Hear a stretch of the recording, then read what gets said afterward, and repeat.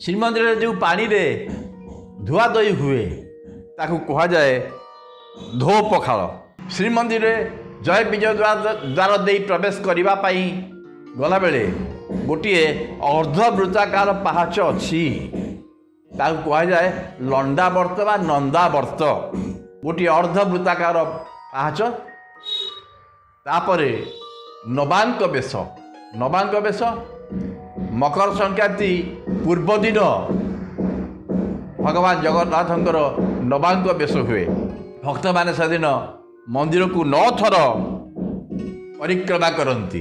ନବାଙ୍କ ବେଶ ତେଣୁ ବିଭିନ୍ନ ଏହିପରି ଭାବରେ ବିଭିନ୍ନ ଶ୍ରୀମନ୍ଦିରକୁ ନେଇ ବହୁତ ପ୍ରକାର ଶବ୍ଦ ରହିଛି। ନାକଚଣା ଦ୍ୱାର, ଗୁଣ୍ଡିଚା ଘରରେ ସିଂହଦ୍ୱାର ଦେଇ ପ୍ରବେଶ କରନ୍ତି, କିନ୍ତୁ ବାହାରିଲା ବେଳେ ପ୍ରତ୍ୟାବର୍ତ୍ତନ ସମୟରେ ନାକଚଣା ଦ୍ୱାର ଦେଇ ଜଗନ୍ନାଥ ବାହାରନ୍ତି। ରଥ ଆମର ପ୍ରତ୍ୟାବର୍ତ୍ତନ ପାଇଁ, ବାହୁଡ଼ା ଯାତ୍ରା ପାଇଁ ନାକଚଣା ଦ୍ୱାର ଦେଇ ବାହାରନ୍ତି। ନିଉଛାଳି, ନିଉଛାଳି ହେଉଛି ଶ୍ରୀମନ୍ଦିର ଶବ୍ଦ। ଗାମୁଛା ପକାଇ ପ୍ରଣାମ ଦଣ୍ଡବତ କରିବା ହେଉଛି ନିଉଛାଳି। ରଜା ଏବଂ ସେବକମାନେ ନିଉଛାଳି କରନ୍ତି। ଏବଂ ଶ୍ରୀକ୍ଷେତ୍ର ରହିଛି ପଞ୍ଚତୀର୍ଥ, ମାର୍କଣ୍ଡ, ଶ୍ଵେତଗଙ୍ଗା, ଇନ୍ଦ୍ରଦ୍ୟୁମ୍ନ, ମହୋଦଧି ଏବଂ ରୋହିଣୀ କୁଣ୍ଡ। ପଞ୍ଚତୀର୍ଥ ରହିଛି ଏବଂ ପଞ୍ଚ ପାଣ୍ଡବ ରହିଛନ୍ତି ଶ୍ରୀକ୍ଷେତ୍ରରେ। ସେ ହେଉଛନ୍ତି ଯୁଧିଷ୍ଠିର, ଭୀମ, ଅର୍ଜୁନ, ନକୁଳ, ସହଦେବ ନାମରେ ନାମିତ ଯେଉଁ ଆମର ପାଞ୍ଚ ବାହାଦେବ ରହିଛନ୍ତି। ପହଣ୍ଡି, ଜଗନ୍ନାଥଙ୍କର ଯେଉଁ ଚଳନକୁ କୁହାଯାଏ ପହଣ୍ଡି। ଜଗନ୍ନାଥଙ୍କର ଯେଉଁ ଶୟନକୁ ପହଡ଼ ବା ପହୁଡ଼ ବୋଲି କୁହାଯାଏ। ନବକଳେବର ସମୟରେ ଯେଉଁ କୋଇଲି ବୈକୁଣ୍ଠରେ ଭୂ ସମାଧି ଜଗନ୍ନାଥଙ୍କୁ ଦିଆଯାଏ ତାକୁ କୁହାଯାଏ ପାତାଳି। ତାପରେ ପୁଷ୍ପାଳକ ସେବକ, ଶୃଙ୍ଗାରୀ ସେବକ। ପୁଷ୍ପାଳକ ସେବକମାନେ ଜଗନ୍ନାଥଙ୍କୁ ବିଭିନ୍ନ ପୁଷ୍ପରେ, ବସ୍ତ୍ରରେ ଏବଂ ଅଳଙ୍କାରରେ ସେମାନେ ଅଳଙ୍କୃତ କରନ୍ତି, ସଜାନ୍ତି। ଯେଉଁମାନେ ସେମାନଙ୍କୁ ଶୃଙ୍ଗାରୀ ପୁଷ୍ପାଳକ ବୋଲି କୁହାଯାଏ। ଜଗନ୍ନାଥଙ୍କୁ ବିଭିନ୍ନ ବେଶରେ ଅଳଙ୍କୃତ କରିବା ହେଉଛି ପୁଷ୍ପାଳକ ସେବକମାନଙ୍କର କାର୍ଯ୍ୟ।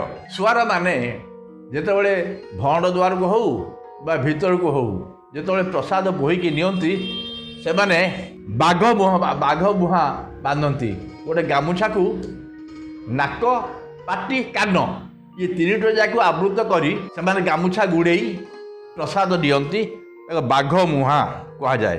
ରାମନବମୀ ଅବସରରେ ବେଣ୍ଟ ଶିକାର କରିବା ପାଇଁ ଯେଉଁ ପୋଖରୀ ଅଛି, ବେଣ୍ଟ ପୋଖରୀ, ଜଗନ୍ନାଥ ବଲ୍ଲଭ ଭିତରେ ଅଛି ବେଣ୍ଟ ପୋଖରୀ।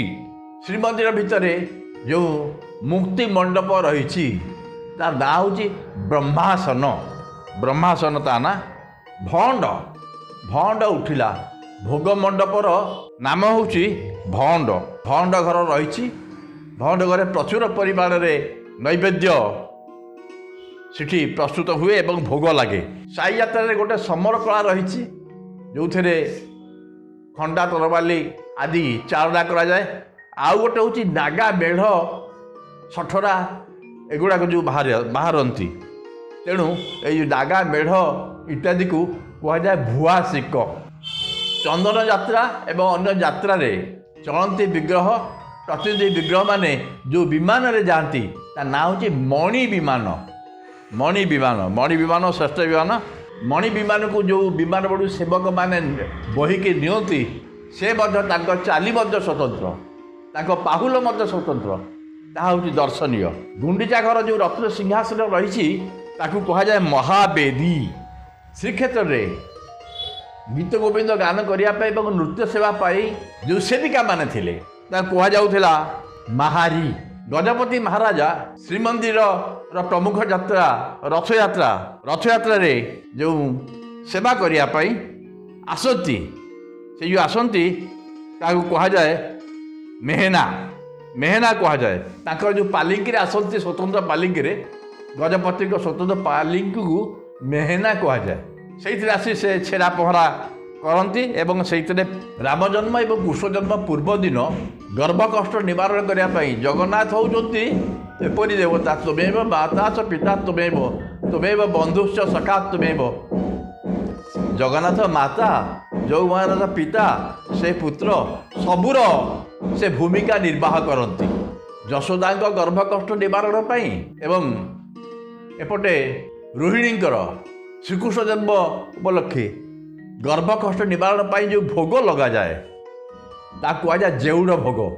जेउड़ भोग द्वारा सुख प्रसव प्रसव वेदना नहवा जेउड़ भोग जगन्नाथ ग्रहण करती। माता श्रीराम नवमी अवसर में भगवान निजे भगवान जगन्नाथ यशोदा रूपे से जेउड़ भोग ग्रहण करती। आमर गोटे पंचतीर्थ मध्य गोटे भीतर बेढ़ारे गोटे कुंड रही ना हूँ रोहिणी कुंड एवं पंचतीर्थ मध्य अन्यतम ना हूँ रोहिणी कुंड। प्रलय काल से जल आरोहण करे प्रलय सरले पुणी तल को खसी जाए। आमर बड़शंख ठारू गुंडीचा घर पर्यंत जो अंश जो बाली ता कह जाए शरधा बाली। शरधा बाली अति पवित्र सेटा हूँ श्रीक्षेत्र स्वातंत्र्य। श्रृंगारी सेवक श्रृंगार माने अलंकरण सजैवा डेकोरेशन श्रृंगार जे करे से श्रृंगारी।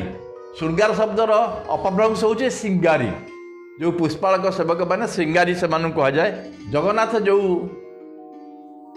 आड़प मंडपे रहती से दर्शन अत्यंत पवित्र दुर्लभ तेणु कह जाए नीलाद्रौ 10 वर्षाणी आड़प मंडपे दिने आड़प मंडपे दिने दर्शन कले जहाँ नीलाद्रि 10 वर्ष दर्शन कले सेया। नीलाद्रि 10 वर्ष दर्शनर फल आड़प मंडपे दिने दर्शन कले हम आ दिवात्र दर्शनम पुण्यम रात्रौ 10 गुणम भवे। दिन में दर्शन कले जहाँ पुण्य रात्र 10 गुण हुए। एवं सबुठारु प्रसिद्ध होची संध्या दर्शन। संध्या दर्शन संध्या दर्शन नवमी दर्शन कहा जाए। गुंडीचा घरे जो दर्शन करा जाए जगन्नाथ को महावेदी उपरे ता ना होची संध्या दर्शन। सप्त विग्रह श्रीमंदिर जो रत्न सिंहासन उपरे 7टी विग्रह रही जगन्नाथ बलभद्र सुभद्रा सुदर्शन श्रीदेवी भूदेवी एवं बाल पुरुषोत्तम बा जहाँ को माधव कह जाए। यहपरी 7 मूर्ति रही सप्त विग्रह बोली कह जाए। स्नान पूर्णमी दिन भगवान जगन्नाथ स्नान पाई जो कूपरू जल जाए ता ना हूँ सुंदरा सुना कूଅ जहाँकि उत्तर द्वार माता शीतला देवींकर सम्मुखें रही वर्षके थरे मात्र से कूअर जल व्यवहृत हुए। जगन्नाथ मंदिर को कह जाए नीलाचल एवं गुंडीचा घर को कह जाए सुंदराचल। जगन्नाथ पहंडी समय विग्रह किसी क्षति न घटू से पछरे जो पट्टा दि जाए कह जाए सेनापट्टा। सेनापट्टा लागिक बौल काठर सेनापट्टा लागिक पहंडी कार्य करा जाए। जगन्नाथ को जो बिड़िया पान समर्पित हुए ताकू हड़प लगी कह जाए। हड़प हड़प पान रखा रूपा बट्टा से बिड़िया पान रखी हड़प नायक सेवक गोछिकार सेवक से प्रतिहारी सेवक माने यही हड़प नायक अटंती से समर्पित करती जगन्नाथ को बिड़िया पान।